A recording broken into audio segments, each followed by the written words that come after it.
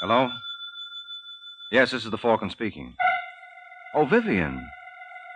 I'm glad you called. You'll have to pass me by tonight, Angel. I'm all tied up with some practical joker. Mm-hmm. This boy thinks the only way to get a bang out of life is by using a gun.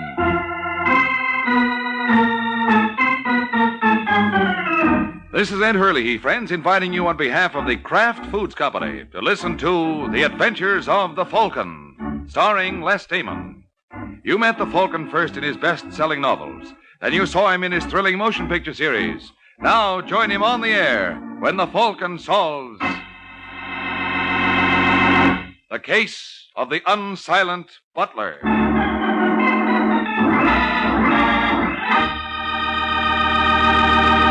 Before we join the Falcon in his latest adventure, I'd like to tell you folks about Kraft's Golden Velveeta.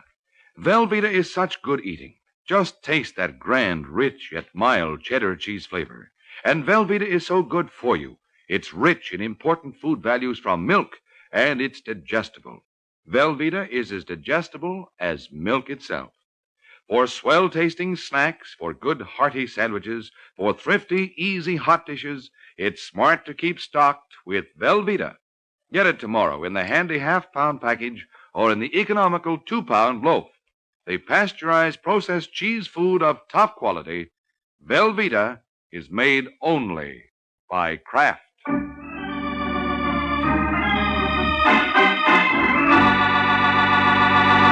And now, the case of the unsilent butler. It's early afternoon in New York, and in the swank offices of the Conrad Oil Company, the president of the outfit thumbs through a stack of correspondence. It's quite obvious that Mr. Conrad is a big operator, and if you're wondering how he got there, just watch him in action. What is it, Miss Rogers? I'm sorry to bother you, Mr. Conrad, but there's a Daniel Lyons here to see you. Daniel Lyons? He used to be with the Cooper Detective Agency. He says he has a 3:30 appointment. Oh, yes. Send him in. Mr. Conrad will see you now, Mr. Lyons. Miss Rogers. Yes, sir. See that we're not disturbed. Mr. Conrad? That's right. I'm Danny Lyons. This is indeed a pleasure, sir. Won't you sit down? Thanks. You're probably wondering why I sent for you. Now that you mention it, I am. Your company has its own staff of troubleshooters. Well, the assignment I had in mind calls for peculiar talents, and I don't think our boys are equipped to handle it. What makes you think I am? Weren't you the detective whose license was revoked for your part in the Norden affair? Yeah, but I was framed. I'm terribly sorry to hear that. What do you mean? The man with an imagination capable of figuring out a method of swindling Mr. Norden should go far. Could you use someone like that? I could. Then I'm your boy. What's the pitch? Mr. Lyons, I don't know how much you know about the oil business. Very little. Have you any idea how we locate a well? I always assumed you just kept digging and hoped for the best. Oh, it's a little more scientific than that. However, there's still a great deal of guesswork involved. So much so that last year alone, my company lost $6 million sinking new wells. Oh, that's tough, but that's one of the gambles of your racket, isn't it? Yes, indeed. However, 3 months ago, an engineer named Robert Butler invented a device that takes practically 80% of the guesswork out of locating oil wells. He called it the Butler Petroleum Detector. Gimmick like that ought to be worth a fortune. It is. Then it seems to me I'd get hold of this Butler character. You should give me credit for that much intelligence, sir. But you see, Robert Butler died in an accident 2 weeks ago. What happened to the invention? He left it to his brother, Arthur, who unfortunately contracted to sell it to an independent prospector named Just Stevens before he heard from us. What if he did sell it to Stevens? Couldn't you arrange with Arthur Butler to give you a set of plans? There are no plans. They were all destroyed in the accident that killed the inventor. The only thing that exists is a 12-inch working model. Need I add, Mr. Lyons, as such, it's extremely valuable. What do you call valuable? If we got it instead of Stevens, it would be worth $100,000. And no questions asked, Mr. Conrad? And no questions asked, Mr. Lyons.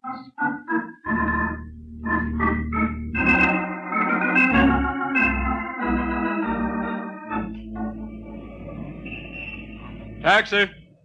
Taxi! All right, driver. Let's go to the... Oh, excuse me a moment. Say, mister. Hey, Yeah, what's the trouble? no trouble. My name's Arthur Butler. I like to make things easy for people. Huh? I got a date with a fella named Jess Stevens. What? I'm supposed to meet him at Mike Waring's apartment at the Belmore. What's that supposed to mean to me? Well, it should mean something. You've been trailing me ever since Friday, and seeing as how I'm only going to be in town another few hours, I wouldn't want to lose you now. So long. All right, driver, let's go.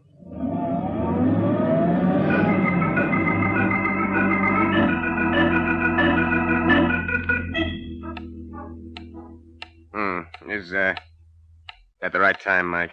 More or less, Stevens. What's keeping our friend, Mr. Butler? Now, relax, Jess. He's only 5 minutes late. He'll probably be here. What did I tell you? Come in. Well, good afternoon, gentlemen. Oh, hi, Butler. We were just talking about you. I'm sorry I'm late. Oh, that's okay. I just didn't want to miss my plane to San Francisco. I've got to leave in half an hour. Can we get going? No, I don't see why not. All right, Mike. Suppose you take over. Well, I don't think there's much for us to do. Did you bring the model of the petroleum detector with you, Butler? Yes, sir. I got it right in this grip, chained to my wrist. All right, get your key ready. According to the contract, you were to get $25,000. Stevens gave you $1,000 when the contract was signed, and right here I have his check for the balance. Mm-hmm. Is it certified? No, but I can assure you it's good. How do I know that? Hmm? Well, this is on a San Francisco check. I'm sorry, gentlemen, it won't do. Now, look here, Butler. We made a deal. Take it easy, Jess. I'll handle this. Huh. Listen, Butler. That contract is legal and binding. You try to renege on it. Oh, I have no intention of reneging, Mr. Waring. But until I see that $24,000 balance in cash, I'm not turning over this model. And where can we cash a check this size on Saturday afternoon? Well, that's your problem. Mm-hmm. All I can say, Butler, is that you picked an awfully queer time to turn suspicious. Maybe I did, but you can't blame me. I don't know you people too well. And, well, meaning no offense, sir, but what guarantee have I that Mr. Stevens isn't trying to flim-flam me? Why, you... Now, Jess, easy. What do you mean, Butler? Just what I said. If everything's on the up and up about this deal, why is Mr. Stevens in such a hurry to leave New York? And why has he had me followed? Followed? Have you had a tail on him, Jess? Well, help me, Mike. The guy's crazy. You must be imagining things, Butler. Don't tell me that. I've seen the same gentleman too often. Yesterday, he posed as a bill collector. This morning, he was a telephone repairman. What did he look like? He's a heavy-set lad. Must weigh about 210 pounds. Brown curly hair. Oh, and across the bridge of his nose was a small scar. Sounds like Danny Lyons. Lyons? Who's he? The private detective who recently lost his license for being mixed up in some swindle. Mm-hmm. Now tell me I'm imagining things. And now look, Butler. Stevens didn't hire Lyons. Well, then who did? I don't know. Maybe I can guess. Who? Carl Conrad. Carl Conrad? Who's he? Oh, one of my competitors. Listen, Mike, is this man Lyons dangerous? Enough. Then I want you to leave that model here, Butler. You're crazy. I'm not letting this out of my sight till I collect that $24,000 I got coming. You'll have it Monday morning, just as soon as my bank opens in San Francisco. Fair enough. You'll get the detective then. Well, the least you can do in the meantime is to hire a bodyguard. Don't you worry about me, Mr. Waring. I'd look after myself. Oh, sure. Last man I heard say that was guest of honor at an autopsy last week. All right, Butler, we'll supply the bodyguard.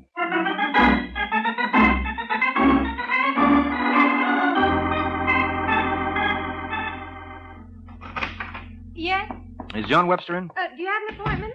Well, I think he'll see me. Where is he, in there? Just a second. That's all right. I'm an old friend of the family. Come back here. You can't walk in like that. Hey, what goes on here? Hello, Johnny. Mike Waring. I tried to stop him, Mr. Webster, but That's he wouldn't... okay, Pat. This is the Falcon. We used to play hooky together. Oh, I'm sorry. I didn't know. How could you? Sit down, Mike. Thanks. Haven't seen you in months. How's it going, Johnny? Oh, it couldn't be better. Right, Pat? Oh, yes. Everybody seems to want to hire Mr. Webster. Mm-hmm. Well, what about the... Oh, the furniture? Well, I was referring to the lack of it. Oh, we took it out. We ordered a new batch. You know, that modern chrome stuff. Pat thinks it's kind of flashy for a private dick's office, but I didn't. What do you say, Mike? Well, I say I'm awfully glad to hear you're doing so well. Yeah. I'm working on a case now that's a humdinger. $5,000 fee. Well, I guess I'll have to find myself another boy. Oh, what do you mean? Oh, I had a little routine bodyguarding job, but I could see you wouldn't be interested. Whoa. Sit down, huh? No, I really got to go, Johnny. Not until I get that job. But this would only last 48 hours and pay $20 a day. That's 40 more than Pat and I saw all week. Oh? I was bluffing, Mike. I haven't had a case in months. Do I get yours? Sure, Johnny. Thanks. What's the story? Well, there's a man named Arthur Butler staying at the Belvedere. He'll give you all the dope. He the boy you want me to keep an eye on? Mm-hmm. You're not to let him out of your sight for a minute. He's got an oil detector gadget on him that's worth a fortune. You expecting me? Yeah, but I better call him and tell him you're on your way over. Oh, Mike. Huh? That don't work. The phone company and me are feuding. You mean they're sore because you don't pay your bills? Ain't that ridiculous? Oh. Okay, Johnny, I'll phone him from outside. There's a booth in the lobby. Yeah, I'll see you. So long, Pat. Been nice knowing you. Thank you. Well, baby, what do you think? I don't like it, Johnny. Why? Don't ask me. I just don't like it. Don't be silly, Pat. I got a hunch this is where our luck starts to change. On a $40 case? Guys have made fortunes in this racket starting with less. I wonder how much that gadget this Butler character owns is worth.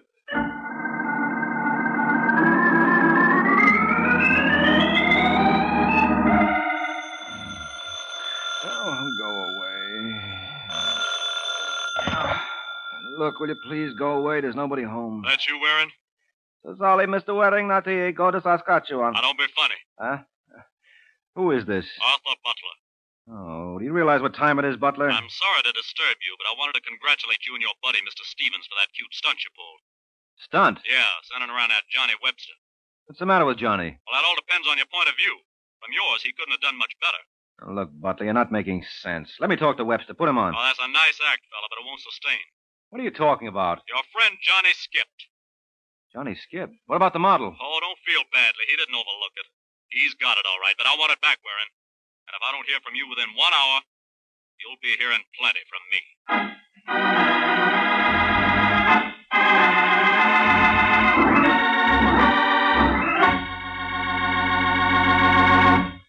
This is Ed Hurley again, friends.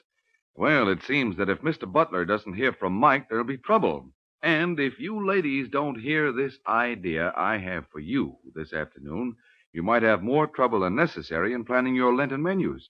So let me tell you how you can melt Kraft's famous pasteurized processed cheese food, Velveeta, for a golden, smooth cheese sauce that's perfect with vegetable plates or seafood or rice or just over toast for a grand Lenten main dish. And this sauce is so easy to make. You just melt a half-pound of Velveeta in the top of your double boiler. You don't need to cut it up because Velveeta melts so easily and smoothly without any lumps at all. Then stir in a quarter cup of milk, season, and there it is, a cheese sauce that's simply delicious with a grand, rich, yet mild cheddar cheese flavor. And you know this wonderful Velveeta sauce will add extra nourishment to your meal because Velveeta is so rich in important food values from milk, and it's as digestible as milk itself. So it's perfect for all the family, the youngsters and Grandma, too. Make Velveeta your handy helper, Mother. Melt it for fine, hot dishes. Slice it thick for hearty sandwiches and between-meal snacks. Get a 2-pound loaf tomorrow and enjoy America's favorite pasteurized processed cheese food, the one and only Velveeta, made by Kraft.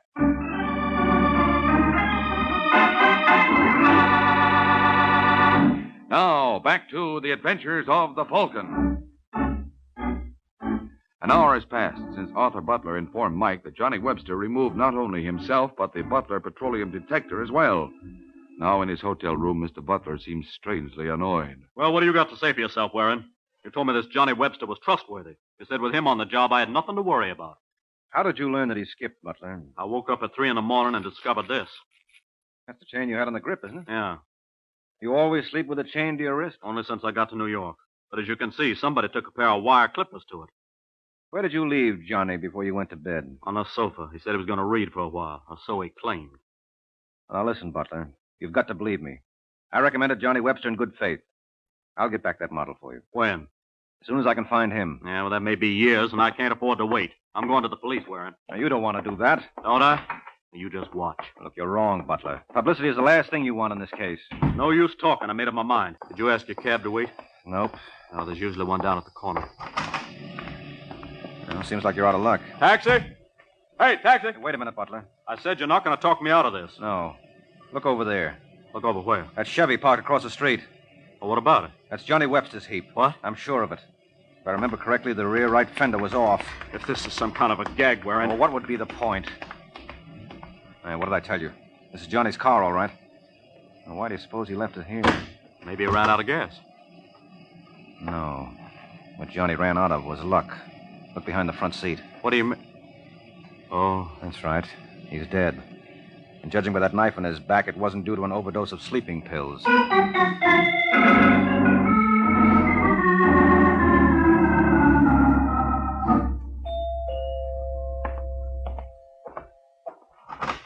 Yes? I'm looking for a party named Danny Lyons. Lyons? Mm-hmm. I'm sorry, Mr. Waring, Mike Waring. You have the wrong apartment. There's no such person here. Are you Carl Conrad? That's right. Come in. Thank you. I was given to understand that Lyons is working for you. Where did you hear that? From the usual reliable source. Well, you know how trustworthy they generally are. Yes, well, this came from a friend of mine, a man named Jess Stevens. Ever hear of him? Stevens? I don't believe I have. He's in the oil business, too, though not on the scale that you people are. Oh, of course. He prospects for oil on his own. What we call a wildcatter. Uh-huh. And Mr. Stevens led you to believe that this Lyons chap was in my employ? That's right. Doing what? Trying to get hold of the Butler petroleum detective. Believe me, Mr. Waring, I've been in this business 35 years, and I never heard of that. Just what is that contraption supposed to do? Take a lot of the guesswork out of locating new oil fields. It must be extremely valuable. Yes, must be. Someone knifed a private detective named Johnny Webster to get it last night. Surely, Mr. Waring, you don't think... Yes, I do. I don't know whether you're aware of it, sir, but you're being very insulting. If I am, it's entirely intentional. Then you can understand, under the circumstances, I must ask you to leave. Oh, sure. But I'll be back. You needn't bother, Mr. Waring. First of all, I don't believe any such object as the Butler petroleum detector exists. Well, that's your privilege. Oh, just a moment, sir. Yeah? I wouldn't want you to go off feeling I'm one of those diehards who doesn't believe there's anything new under the sun. No, of course not. As I said, I don't believe any such invention exists.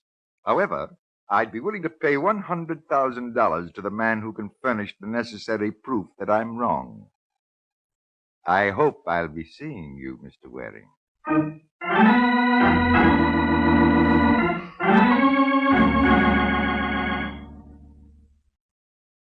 Where do we go from here, Mr. Waring, or don't you know? Well, I'm convinced that Conrad was lying to me, Pat. But I'm sure he doesn't have the Butler detector yet. He practically offered me $100,000 to turn it over. On the other hand, I'd swear it came as no surprise to him that your boss was murdered. Well, it came as no surprise to me either. I told Johnny I didn't want him to get mixed up in this. Why? Isn't that obvious? No, who could foresee that Johnny would be hurt? This was a routine job. As a secretary, you ought to know that. I only know he's dead. Kind of went for the guy, didn't you? What do you think? I think if I never accomplish another thing, I'm going to find his killer. Now, who knew that Johnny got the job to nurse Butler along? No one. You sure there wasn't a leak? I'm positive. Johnny left this office a couple of minutes after you did. Did you tell anyone? Did I tell anyone? Inadvertently or otherwise. You got your nerve? Well, I'm sorry, Pat, but I can't afford to overlook any possibilities. How long had you worked for him? That's none of your business. And he couldn't have been paying you very much. If my memory serves me right, he said this was the first case he'd had in months. You think you can browbeat me because I'm a woman. I notice you haven't tried it with Danny Lyons. I haven't been able to locate Mr. Lyons yet. Well, what about your friend Jess Stevens? What about him? Well, it seems to me if you're going to ask personal questions, he ought to take his turn in answering them.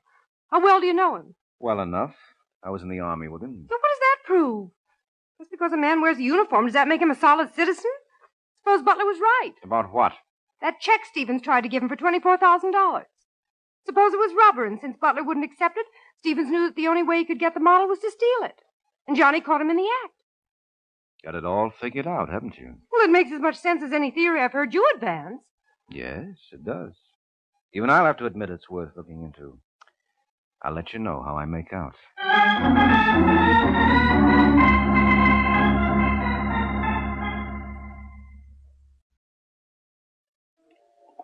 Hey, bartender. Let me have a bourbon and water. There you are, Jess. No. They told me at the desk I'd find you in the bar. Anything new, Mike? Well, yes, no. What do you say we squat, huh? Yeah. I've been doing a lot of legwork this morning. Okay. You want a drink? No, I'll sit this one out. Say, bartender, serve that drink over here, will you? Well, what's the story, Mike? How long do you think it'll be before we can locate that model? You seem more concerned about finding that than nabbing Webster's murderer. Okay, if you want an honest answer, yes. I want to get my hands on that detector. To me, that's all that counts. Well, let me tell you something, Jess. I don't care if I never see that miracle machine again. I'm only interested in one thing. I'll bet you are. You've been in touch with Conrad, haven't you? And what's that supposed to mean? Just what it sounded like. What'd they offer you? You accusing me of selling you out? All I know is you seem to have forgotten suddenly that you're supposed to be a friend of mine. Yeah, well, friendship works two ways, Jess. We have a mutual agreement. I can drop you just as you can cancel me out. Thanks for reminding me, Mike. I may have to do just that.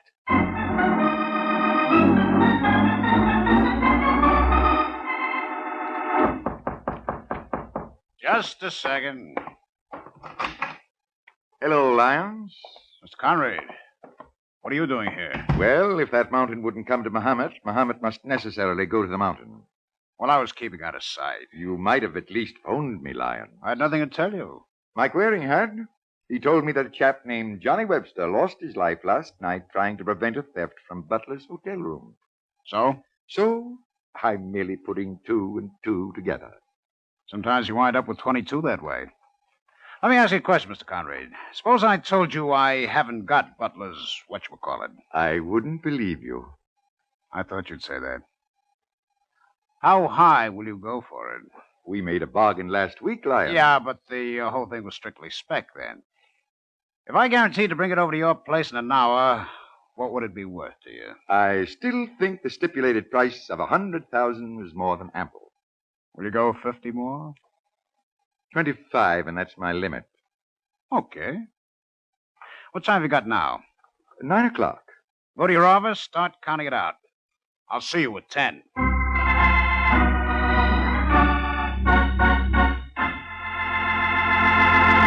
This is Ed Hurley again, friends. Sounds like Lyons and Conrad have made a bargain. And if you ladies would like to make a good bargain, get a 2-pound package of Kraft's famous pasteurized processed cheese food, Velveeta, from your grocer tomorrow. Because when you buy Velveeta, you're getting the finest quality cheese food your money can buy. Velveeta not only tastes good, but it's mighty good for you because it's rich in important food values from milk. And Velveeta is as digestible as milk itself. So it's a wonderfully handy helper anytime you need snacks or sandwiches or a hearty main dish. Get a 2-pound loaf of Velveeta tomorrow. It's the pasteurized processed cheese food of top quality. Made by Kraft.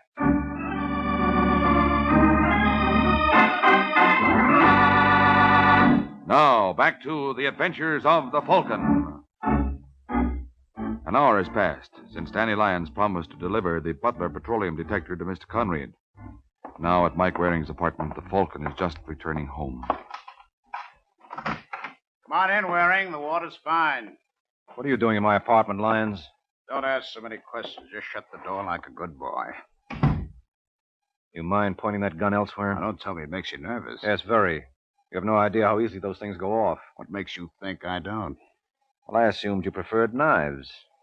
What kind of a crack is that? I was thinking of Johnny Webster. Now, listen, Waring.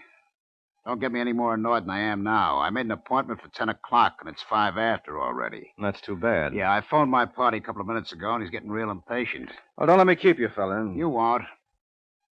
Where's the thingamajig? You mean the Butler petroleum detector? Yeah. I don't know, and what's more, I don't care. Well, I care plenty. So open up, Waring. Oh, careful, friend. I just had the suit pressed. Now, listen, I never liked you, and I wouldn't need much excuse to part your hair with this cannon, so let's not have any smart answers. You understand? Well, I just can't help it. I used to be a quiz kid. Let go. Come on, Lyons, drop it. I'll drop it, Waring, right where it does the most good.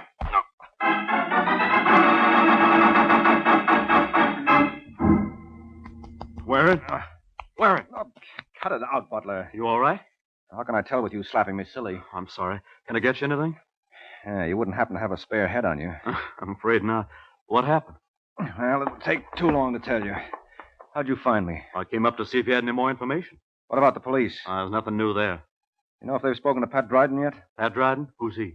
It's a she. She was Johnny Webster's secretary. Well, what's she got to do with this? Well, she's a gal with plenty of ideas. Hey, is she hooked up with Stevens? Because I'm convinced he's the boy I'm after. I'll bet you anything you want. He killed Webster and stole my model. Now, look, Butler. Don't misunderstand me, Waring. I don't think you had anything to do with it. Oh, thanks. What time have you got? 10:30. Why? Because I've got a hunch. And with a little luck, I may be able to wrap this whole thing up in a couple of minutes. Who you calling? Carl Conrad. You're barking up the wrong tree. I've been riding a merry-go-round for the past 24 hours. It's time I got lucky and caught the gold ring. Hello? Hello, that you, Conrad? Yes? Mike Waring. I have nothing to say Now, to you. don't hang up, Conrad. You'll be sorry. Remember that proposition you made me this afternoon? No. All right, I'll refresh your memory. You offered me $100,000 for the working model of the Butler Petroleum Detector. I'm no longer interested, Mr. Waring. What? I don't care to buy. I'll sell it for $75. I guess there's only one way to convince you I'm not interested. Hello, Conrad. Conrad! Well, he hung up. I'll get the number back. No, there's no need to do that. I proved my point. Oh? What was it? Oh, I'm sorry, Butler. I thought you knew. I was just proving that you killed Johnny Webster.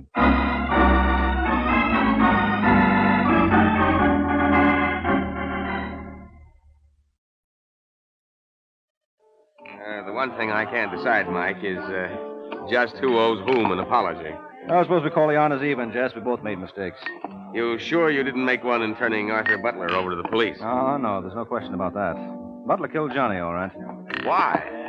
Well, to convince us that the detector had been stolen from him when it never had been. But why should a man steal from himself? No reason, except he could make a very handsome profit thereby. I don't get it. You know that contract you had with Butler? Yes. Well, after Butler signed it, Conrad offered him more for the model. But by then it was too late. Butler knew he couldn't break the contract with you because you've sued and collected every penny he had. You follow me? I think so. Is that why Butler refused to accept my check? Sure, he knew it was good. He just wanted to stall. That's when he decided on this brilliant scheme of robbing himself. That was the only way he could weasel out of the contract. Now you've got it. The Butler Petroleum Detector was unique. If it was stolen, there was nothing you could do about it. You couldn't ask him to turn over the plans because none existed. I still don't see why he killed Johnny. Well, he had to. With Webster on the scene every minute of the time, Butler's story of the theft would never stand up. But this way, with Johnny dead, it looked even better. Yeah. But how did you learn the truth? At 10 o'clock tonight, Conrad was ready to buy the model from Lyons. Now, Lyons didn't have it. Otherwise, he wouldn't have come to my place. And he couldn't have gotten it from me because I never had it to begin with. So? So when I phoned Conrad just half an hour later, he was no longer interested in the model, not at any price. Well, that convinced me that Conrad already had it. A man doesn't cool off like that. So the only one he could have bought it from was Butler. Once I hit on that, the rest was easy. I see. Yes, it's simple enough now. But we all should have realized it right at the beginning. Why? You don't know your detective stories. In practically all of them, it's always the Butler who did it. Good night, Jet.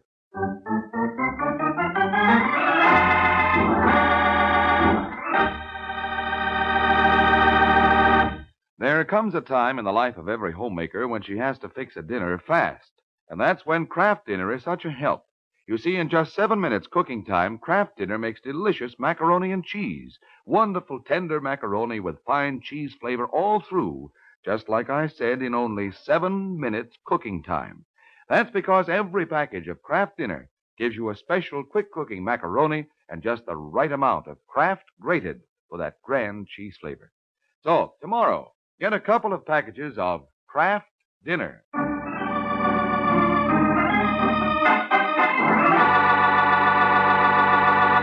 The Case of the Witty Widow.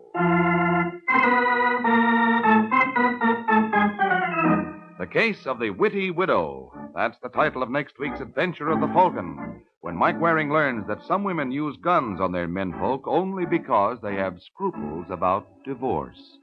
So be sure to listen at the same time next week to another exciting adventure of the Falcon, brought to you by the Kraft Foods Company. The Adventures of the Falcon are based on the famous character created by Drexel Drake, produced by Bernard L. Schubert, written today by Eugene Wang, and directed by Richard Lewis. Music was by Arlo. Les Thamon was starred as the Falcon, with Elspeth Eric as Pat. Be sure to hear the great Gildersleeve next Wednesday evening over most of these stations. In next Wednesday's broadcast, Gildy comes face to face with an hilarious problem and solves it in a way that will keep you laughing for days. Remember the show, the time, and the place. The Great Gildersleeve, next Wednesday evening over most of these stations. Check your local newspaper for time of broadcast. This is Ed Hurley, he speaking, for the Kraft Foods Company.